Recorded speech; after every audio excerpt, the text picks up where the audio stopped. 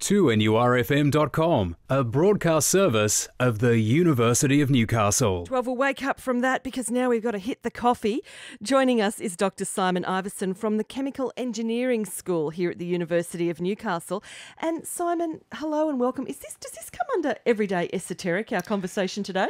Yes, no practical application, but just an everyday curious scientific phenomenon I thought I'd talk about. I like this because these are the things you wonder about, but you're never actually brave enough to ask anyone who you think might know the answer because you're thinking, oh, they'll just think I'm so dumb or so crazy, or why would I even think about it? So I like you because you think about this stuff too. That's right. So what are we actually talking about? Perhaps the kitchen bench doesn't get cleaned too regularly, or maybe you work in one of those workplaces where the bench doesn't get cleaned too regularly. You may notice sometimes, drops of coffee, stains on the thing. You may notice that when they dry out, there's actually, all the coffee grinds are actually concentrated around the edge of the ring and the middle bit's clear. So you may see these like little, basically it looks like someone's drawn a line, but the inside's clear and all the coffee grinds have gone to the outside. Uh-huh. And why does that happen? Why does the drop happen? Yeah. And in that particular case, it's just what happens is the outside perimeter of the drop is more exposed to the surrounding air. Mm-hmm. So evaporation happens preferentially on the outside of the drop, not the middle. As it's evaporating on the outside, the water keeps flowing towards the edges, and as that water flows, it carries the coffee grinds with it, which means all the little coffee grinds get left in an edge on the ring. Okay. Does that have implications for us beyond the observation of the coffee?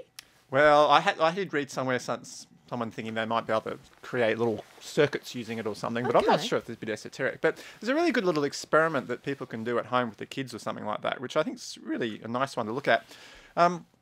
If you get some boiling water and dissolve lots of salt in it, pack as much salt as you can into it so it's all dissolved, and about half fill a glass with that salt solution. Okay, yeah. Let it cool down and just put it somewhere out of the way in your kitchen somewhere, and then come back to it and look at it over a period of the next few days, weeks, and maybe even months. And what will happen is the water will obviously start to evaporate. Yes. But what's really interesting, as you can see in this example here, this little beaker was initially half full of this solution, but you can see the salt crystal deposits have crawled all the way up the outside and start to creep down the outside. And Simon, for the benefit of our podcast later on, has bought this little plastic container and he's showing it to the camera right now. So you can go and check out 2NURFM's website and have a look at what Simon's describing here. And it also looks a bit like a dried up lake out in the country where there's saline infestation, salinity. It does exactly the same sort of thing. And what happens is, what's interesting is, obviously as the water evaporates, you expect the salt to crystallise out and form solids. That's what you get taught at school. But what's interesting is the fact that it actually grows out beyond the level of the liquid. And so what happens, you get that initial little bit of salt forming around the edges where it's evaporating. And then you've got an effect called capillary action. If you've ever dunked a piece of tissue paper, tissue into water, and the water sucks up the tissue paper. What happens as the crystal deposits form on the edge, they act like a little capillary. And so more liquid solution gets sucked up between the crystals.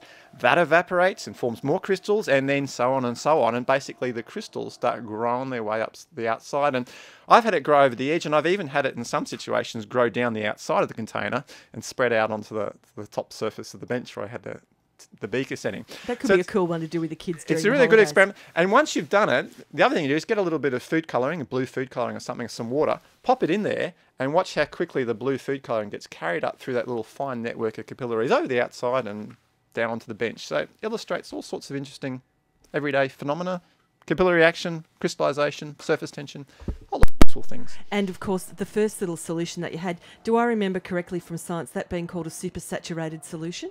That's right. As the water evaporates, it becomes supersaturated. It wants to crystallise out, and it does that preferentially at the edges where crystals have already started forming. See, Simon, I did pay attention. Some of the time. Top of the class. I don't know about that. It's Dr. Simon Iverson talking about the everyday esoteric with our science chat today.